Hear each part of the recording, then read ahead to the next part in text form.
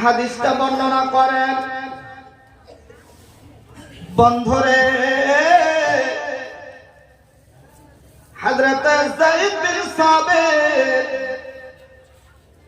কিছু সংখ্যক সঙ্গের সাথীদেরকে নিয়ে, সাথে আল্লাহর নবী আছে, কোন এক জায়গায় আল্লাহর নবীর সাথে যাচ্ছিলেন। যেতে যেতে যেতে যেতে একটা লোকের খেজুরের বাগান, বানু নাজ্জার গোত্রের কবিলার লোকের মধ্যেকার একটা লোকের বাগানের মধ্যে আল্লাহর নবী যেন ঢুকে পড়লেন, প্রবেশ করলেন। বন্ধুরে আল্লাহর নবী, দয়ার নবী আমার একটা খচ্চরের উপরে আরোহণ করে ওই কবিলার লোকটার বাগানের ভিতর প্রবেশ করলেন। হযরত যায়েদ বিন সাবিত বলছেন, আমরাও প্রবেশ করলাম।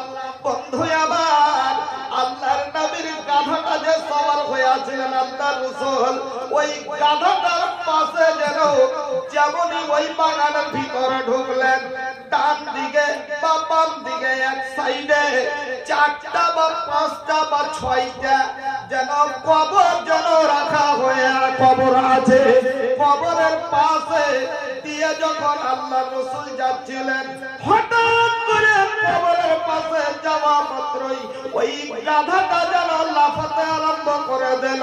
এত লাফাতে লেগেছে, এত লাফাতে লেগেছে, যায়েদ বিন সাবিত বলছে, আমাদের মনে যেন ভয় হয়ে গেল, আমার নবী পড়ে যাবে, আর পড়ে গিয়ে দাঁত ভেঙে যাবে, হাত পা ভেঙে যাবে, এতটা ভয় আমাদের মধ্যে চলে এসেছে। বাবজা আল্লাহ রাসূল নেমে পড়লেন। আল্লাহ রাসূল বলেন কি, নেমে পড়লেন, নেমে গেলেন। নেমে যাওয়ার পর আল্লাহর নবী বলছেন, আচ্ছা বলো তো, এ আমার সঙ্গে সাথীরা, এই যে কবরটি আছে, এই কবরের মধ্যে যে লোকগুলাকে শোয়ানো হয়েছে, কেউ তোমরা চিনো এদেরকে? এই কবরের লোকটিকে চিনো? সাহাবীদের মধ্যে একজন বললেন, ইয়া রাসূলুল্লাহ, ইয়া হাবিবাল্লাহ, আল্লাহর রাসূল, আমি এই লোকগুলাকে চিনি। কি অবস্থায় এরা মারা গিয়েছে?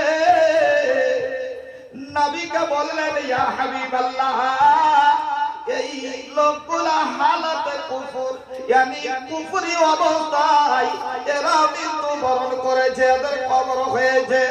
বন্ধুরে আল্লাহর নবী, দয়ার নবী আমার ওই লোকদেরকে বললেন, সাহাবীদেরকে সম্বোধন করে বললেন, ইন্না হাযিহিল উম্মাতা তুবতালা ফি কুবুরহা ফালাউলা আল্লাহ তাদাফানুহু লাদাউতুল্লাহ আইয়ুসমিআকুম মিন আযাবিল কবরে আল্লাযী আসমাউ মিনহু।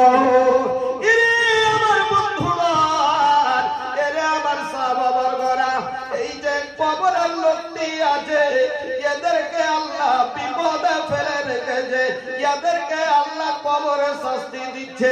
বন্ধুরে এরা চিৎকার করছে, এরা কান্না করছে, চিৎকারের জন্য বন্ধু আমার, আমার গাধাটা যেন লাফিয়ে উঠেছে।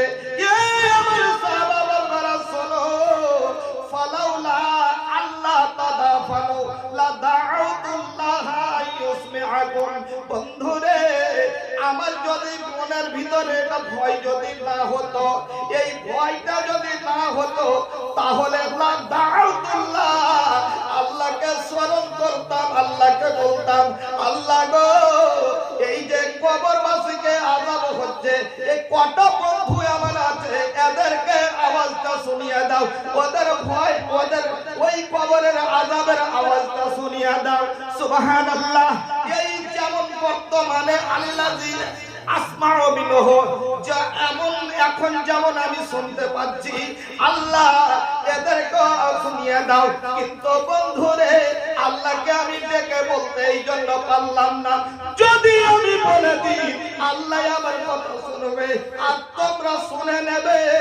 বন্ধু, শুনে নেওয়ার পর একটাও লোককে আজ থেকে নিয়ে কিয়ামত অবধি কোনো মানুষকে কবরের ভিতরে দেবে না।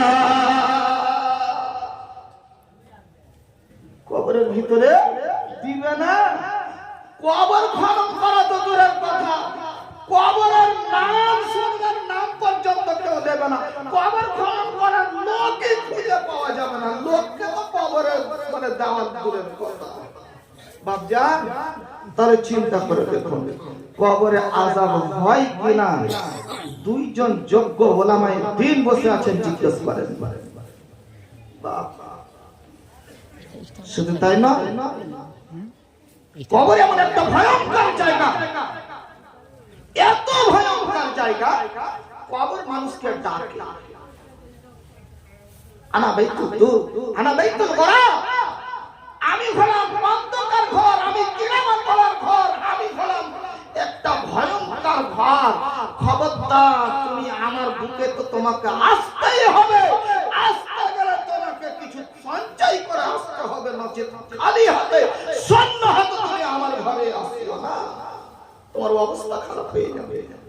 বন্ধুরে আমার, কেমন অবস্থা হবে, কেমন ভয়ানক জায়গা, কেমন কঠিন জায়গা হবে কবরের ভিতর খানা।